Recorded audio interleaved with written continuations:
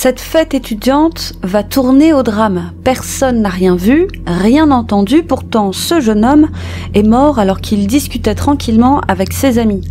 Mais qui a tiré et pourquoi? Ce sont les questions du jour. Aujourd'hui, la triste histoire de Trent Diduro.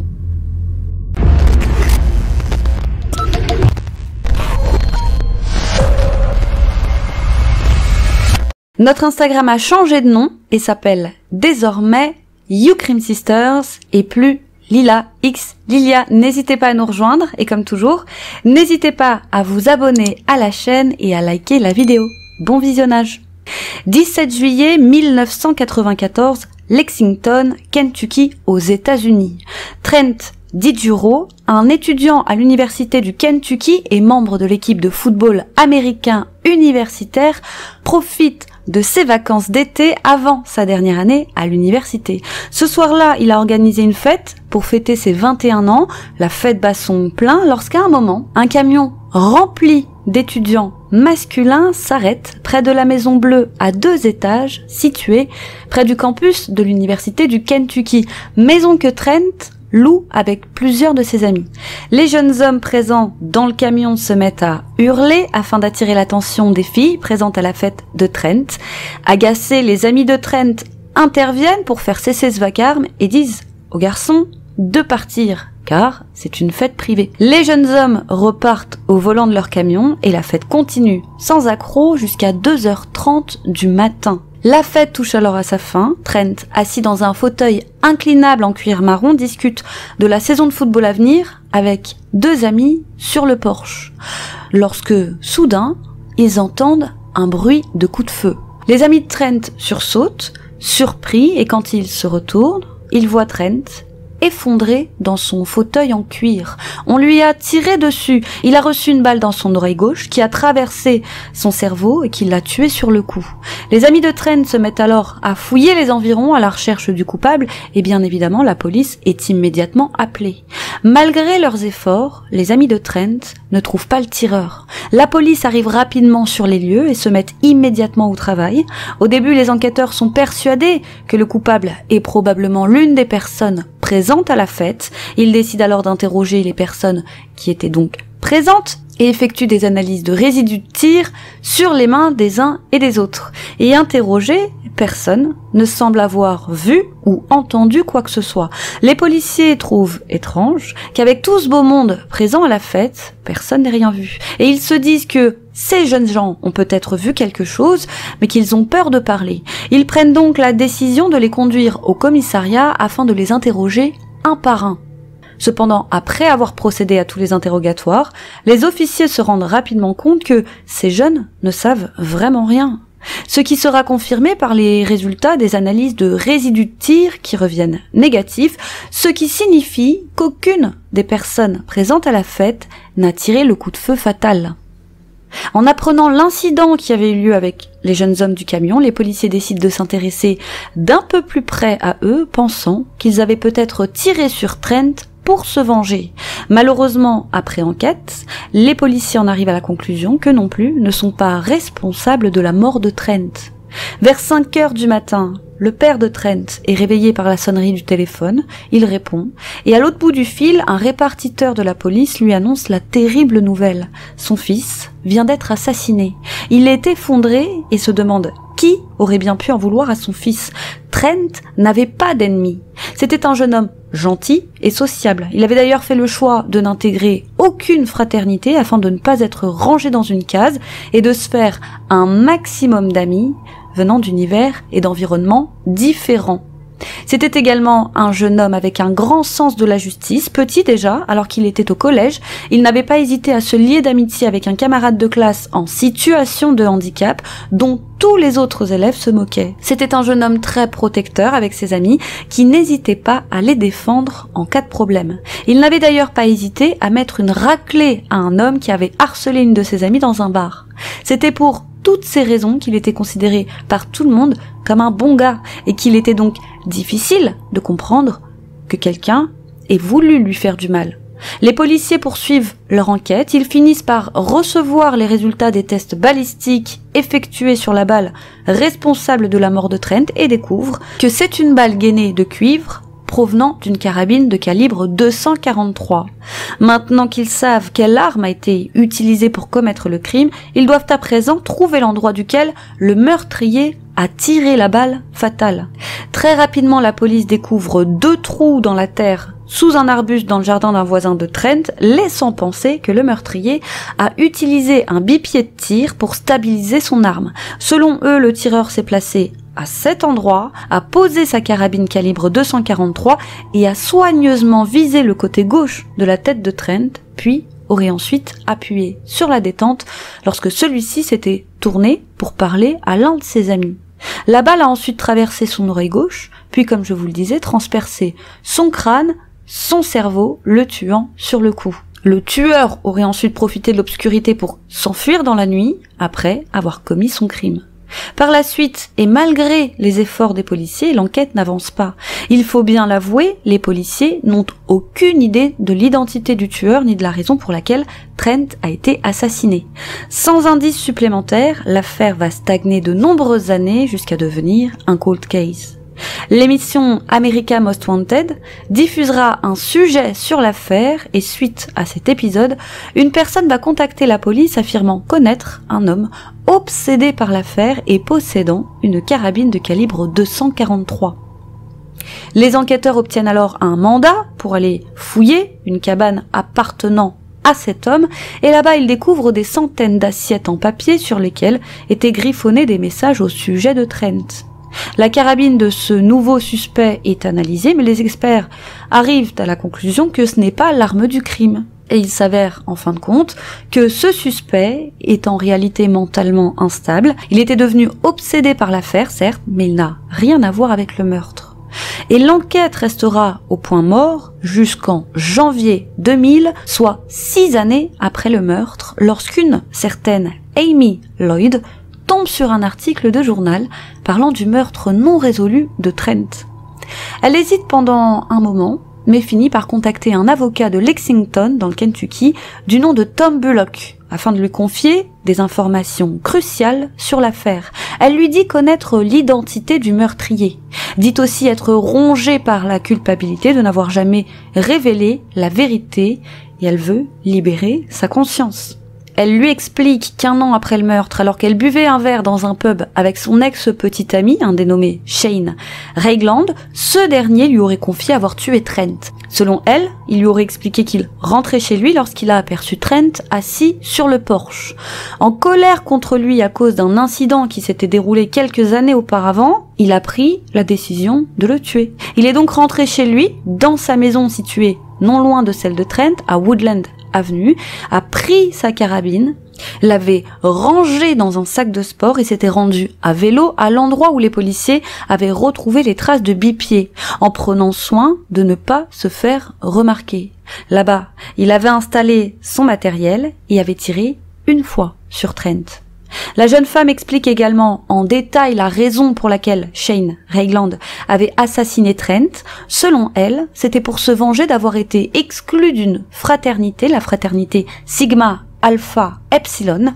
En effet, à l'automne 1991, soit 3 ans avant le drame, Ragland s'était vanté auprès de Trent et de son ami Matt Blandford d'avoir couché avec la petite amie d'un membre important de sa fraternité, qui était donc la fraternité Sigma Alpha Epsilon, à laquelle, soit dit en passant, Matt et lui-même appartenaient. Finalement, ce membre de la fraternité avait eu vent de la rumeur et avait fini par confronter Ragland avant de le virer manu militari de la fraternité. C'est ce qui avait rendu Ragland fou de rage. Il soupçonnait Matt d'avoir balancé le secret qu'il lui avait confié, alors peu de temps après, lorsque Ragland avait croisé Matt et Trent sur le campus, il s'était montré agressif envers eux et avait accusé Matt de l'avoir balancé. Et c'est alors que Trent était intervenu pour défendre son ami Matt, allant jusqu'à s'accuser à sa place. Il avait dit à Ragland que c'était lui qui avait dit la vérité au président de la fraternité, bien qu'en réalité ce ne soit pas le cas. Trent avait alors dit à Shane Ragland que s'il avait un problème avec ça, il n'avait qu'à s'en prendre à lui. Probablement effrayé à l'idée d'en découdre avec Trent, qui faisait tout de même 1m88 pour 111 kilos, il avait fini par partir, foudrage. Suite à son entretien avec Amy, l'avocat Tom Bullock contacte les autorités pour leur faire part de ce que lui a confié sa cliente, mais il explique aussi que sa cliente souhaite garder l'anonymat. Lorsqu'il découvre pour quelle raison son fils a été tué, le père de Trent est sidéré. Pour lui, le mobile du crime est stupide. Il est tellement stupide que ça dépasse l'entendement. Ça n'a aucun sens pour lui. En effet, qui aurait pu, imaginez ça, réagir de manière aussi extrême concernant de tels broutilles et assassiner Trent 3 ans après l'incident? C'est pathétique pour le père. En apprenant tout ça, les policiers sont bien décidés à mettre ce Shane Ragland derrière les barreaux et pour ce faire, ils tentent de convaincre Amy de les aider dans leur enquête et pour ce faire, elle doit dévoiler son identité. Au début, elle refuse, terrifiée à l'idée que ce Ragland ne la retrouve et qu'il ne s'en prenne à elle, mais les enquêteurs finissent tout de même par la convaincre en lui promettant de la protéger, en lui donnant un nouveau nom, un nouveau numéro de sécurité sociale et une nouvelle maison. Elle finit donc par accepter et sur la demande des policiers, elle reprend contact avec Ragland, qu'elle avait quitté il y a belle lurette, par email précisons-le, et qu'elle n'avait plus revu depuis son départ de l'université. Elle explique alors à Ragland avoir rompu avec son petit ami et lui propose de se revoir lorsqu'elle se rendrait à Lexington pour un voyage d'affaires. Ragland accepte et tous deux se donnent rendez-vous dans un salon de l'aéroport de Bluegrass dans le Kentucky. Le jour du rendez-vous arrive et ce que Ragland ne sait pas, c'est que le salon est sous surveillance, qu'il est entouré de policiers en civil et qu'Amy porte un micro. Amy et Ragland prennent quelques verres et se remémorent le bon vieux temps. Au bout d'un moment, Amy aborde le sujet du meurtre de Trent. Ragland lui dit alors qu'il regrette aujourd'hui son geste, mais qu'il est trop tard et que de toute façon on ne peut plus rien changer à tout ça. Vers la fin de la conversation, Ragland devient tout de même suspicieux et demande à Amy si elle n'est pas en train de le piéger. Elle lui assure que non, et une fois leur conversation terminée, elle reprend un vol pour retourner chez elle. Et voici un extrait de la conversation enregistrée par la police. Il n'y a pas d'audio, uniquement une transcription écrite de la discussion que je vais vous lire. Amy dit: quelque chose me tracasse, quelque chose que tu m'as dit il y a longtemps, j'aurais aimé que tu ne me l'aies jamais dit. J'ai besoin de savoir ce que tu en penses à présent. Ragland lui répond: je le regrette. Amy dit à son tour: comment as-tu pu faire quelque chose comme ça à cause de quelque chose d'aussi stupide? Est-ce que tu y penses quelquefois? Ragland répond: tu me mets mal à l'aise, juste à l'idée d'y penser. Ce à quoi Amy répond: est-ce que tu as l'intention de dire un jour à quelqu'un ce que tu as fait? Comme réponse, Ragland dit: bien sûr que non, tu me fais peur en parlant de ça, je ne l'ai jamais dit à personne d'autre, tu n'es pas en train de me piéger, n'est-ce pas? Jure-moi que tu n'es pas en train de me piéger. Amy répond qu'elle a tout simplement besoin de tourner la page, et Ragland à son tour que lui aussi. Je pourrais tout te dire, j'avais juste besoin de me confier. Pour répondre à ta question, j'éprouve beaucoup de remords. Ce à quoi Amy dit: mais comment as-tu pu être aussi stupide? Et Ragland dit qu'il ne sait pas, qu'il a pris la mauvaise décision, mais qu'encore une fois, et comme je vous le disais, on ne peut rien y faire maintenant. Le lendemain, le 14 juillet 2000, les policiers arrêtent Shane Ragland et il est inculpé du meurtre de Trent DiGiuro. Les domiciles des parents de Ragland sont fouillés par la police. Chez son père, il est retrouvé une boîte de balles de calibre 243 et chez sa mère, une carabine Weatherby de calibre 243.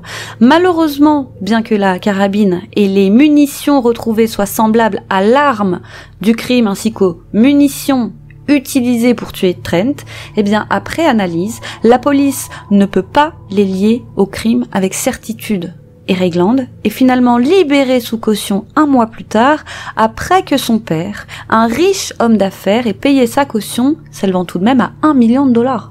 Le 11 mars 2002, le procès du tueur présumé s'ouvre dans le comté de Fayette, et grâce à la conversation enregistrée par la police entre Amy et Regland, mais aussi grâce au témoignage d'Amy, eh bien, Shane Regland est condamné pour meurtre à 30 ans de prison le 28 mars 2002. Les avocats du jeune homme se mettent alors au travail afin de faire annuler le verdict. La défense fait appel, affirmant que le type d'analyse balistique utilisé par la police était une méthode que le FBI avait cessé d'utiliser depuis un moment car elle n'était pas fiable. Et cette stratégie va payer puisque finalement le témoignage de l'expert en armes à feu, présenté lors du premier procès, est rendu inadmissible par la cour. Et le dossier s'effondre. Shane Regland gagne donc en appel le 23 mars 2005, la Cour suprême du Kentucky annulant sa condamnation. Mais l'affaire ne s'arrête pas là. Le 27 août 2007, le procureur propose un accord à Regland. S'il plaide coupable d'homicide involontaire au 2e degré, il sera condamné au temps qu'il a déjà passé en prison et sera donc libéré, ce que Regland accepte sans hésiter. Les parents de Trent sont outrés et décident de poursuivre Regland au civil pour mort injustifiée. Les parents gagnent le procès et Regland est condamné à leur verser 63,4 millions de dollars. Mais ça ne satisfait pas pour autant les parents de Trent. Le père de Trent déclarera plus tard qu'il est évident que si Regland avait été un gamin pauvre du ghetto, il aurait sans doute passé le reste de ses jours en prison. Il y a donc une justice à 2 vitesses. Il ajoute que même s'il doit dépenser 1000 $ pour en récupérer 100 de la part de Regland, il le ferait sans hésiter, juste par principe, pour que le meurtrier de son fils ne puisse plus continuer à avoir un train de vie aussi luxueux, mais aussi et surtout afin que chaque semaine, pour le reste de sa vie, une somme, peu importe le montant, soit prélevée de sa paye, et qu'il n'oublie jamais son fils, comme une petite piqûre de rappel. Mais malheureusement, peu de temps après sa condamnation, les avocats de Regland trouvent une faille juridique afin que leur client puisse conserver toute sa fortune. Regland a déménagé à Aliquippa, en Pennsylvanie, État, où il est interdit de saisir les revenus et les actifs d'une personne condamnée lors d'un procès civil. Mais même en Pennsylvanie, Regland continuera à avoir des problèmes avec la justice, puisqu'en octobre 2008, il est arrêté pour un délit de fuite après avoir heurté un poteau téléphonique et une boîte aux lettres. Son taux d'alcool était de 0,25, bien au-dessus de la limite autorisée en Pennsylvanie qui est fixée à 0,08 g dans le sang.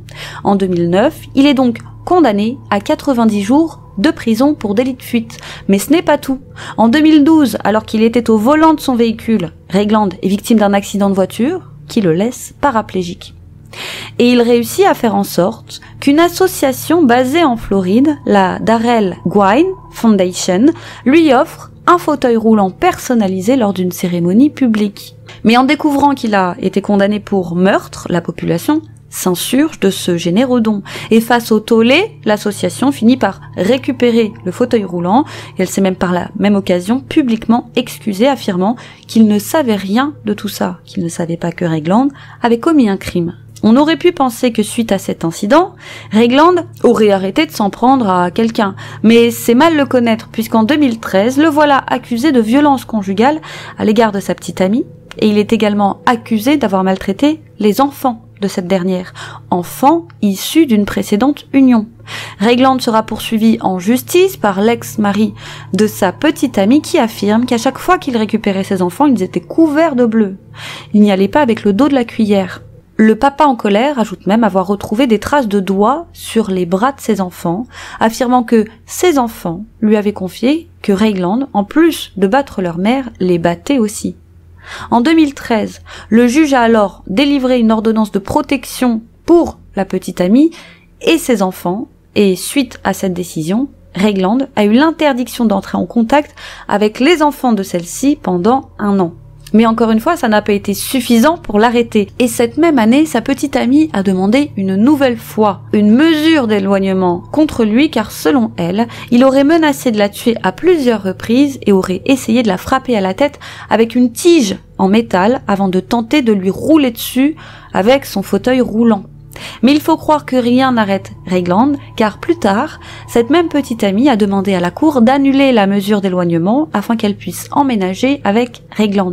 Elle a ajouté que bien que d'un point de vue extérieur, sa relation pouvait sembler toxique, elle est en réalité très spéciale et que dans le fond, elle n'est pas si malheureuse.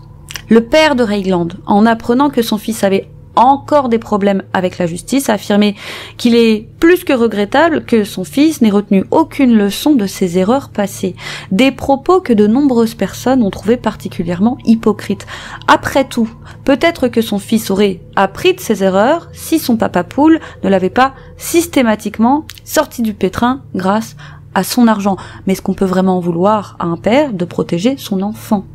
La famille de Trent a quant à elle décidé que cette tragédie ne détruirait pas leur vie et qu'ils continueraient à faire de leur mieux pour être heureux. Ils ont créé la fondation Trent Dijuro qui offre des bourses aux étudiants du comté d'Oldham et de l'université du Kentucky. Nous vous laissons un lien vers la fondation si toutefois vous souhaitez faire un don, et bien évidemment, et ce sera la conclusion, cette histoire met en lumière une profonde injustice. Celle, comme je vous le disais, d'une justice à deux vitesses, celle des riches et celle des pauvres, qui n'est pas la même. Certains parlent de justice pour les riches et d'injustice pour les pauvres. Mais finalement, n'est-ce pas le cas partout dans le monde? Nous vous laissons méditer sur la question en barre de commentaires. N'hésitez pas à liker la vidéo si vous l'avez aimée, à soutenir la chaîne sur notre Tipeee et enfin et surtout à faire un tour sur notre Instagram qui, je vous le rappelle, ne s'appelle plus Lila X Lilia mais les YouCrim Sisters. N'hésitez pas d'ailleurs à nous dire ce que vous pensez de ce changement de nom. Merci à tous de nous avoir suivis et à bientôt sur YouCrim pour une autre triste histoire.